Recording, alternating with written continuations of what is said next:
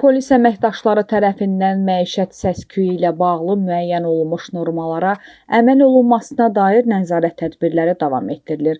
Bu barədə Daxili İşlər Nazirliyinin mətbuat xidməti məlumat yayıb. Bildirilib ki, vətəndaşların haqlı narazılığına səbəb olan bu cür hallar aşkarlandıqda ərazi üzrə polis orqanları tərəfindən tədbirlər görülür. Həmçinin qeyd olunub ki, gecə saat 12-dən sonra yaşayış məntəqələrində hərəkətdə olan nəqliyyat vasitələrində yüksək səslə musiqiyə qulaq asmaq və tez-tez səs siqnalından istifadə etmək qanunla qadağandır.